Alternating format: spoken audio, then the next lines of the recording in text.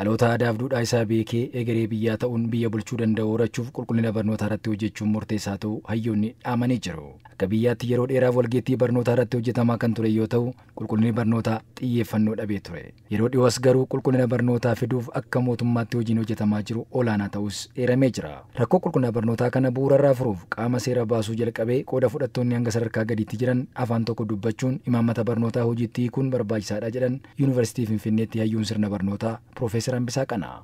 Paarlaamaadhaa kaasee amma mana barumsaatti kan jiru sunillee dhuguma wal qabateera koherentiidha wal qabatee adeema afaan tokko haasa'u dhimma tokkoof of kennee hojjetaa hundumtuu gararraadhaa aga godaatti godaa aga gararraatti inni jedhullee rakkina mataa isaatii qaba.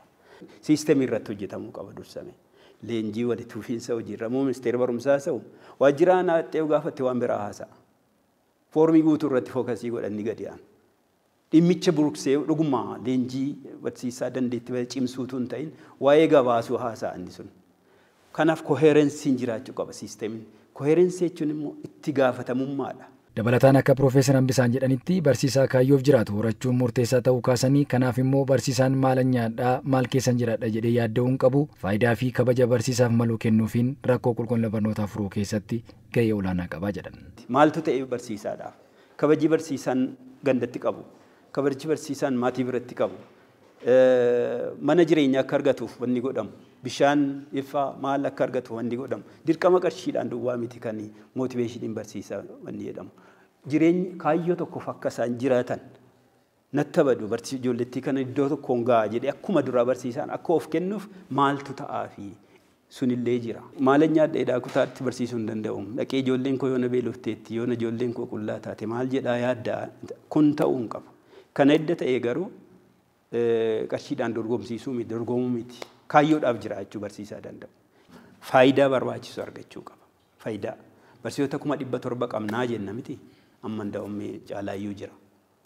Barsiisoti kun miliyoona 120 maal isheeti. Xinnoodha bara. Jireenya irra kanaaf fooyyessite wanti badu hin jiru. Ijoolleen keenya garuu uummata fooyyaa ta'a. Persentiin 30 olli miliyoona 130 suni barattoota baay'een isaanii. Warra kana qaruulee fooyyessinaa bara. Warra kanaaf keerii goona jechuudha. Kanaaf ganda keessa jirutti bakka hojii isaatti xinnoo kabaja argate. Maalan nyaadha maalan dhugadhee yaadda'u taanaan adeemsa keessa guyyaa tokkoon barsiisaan har'uma ka'ee atiraaktiivii ta'a miti.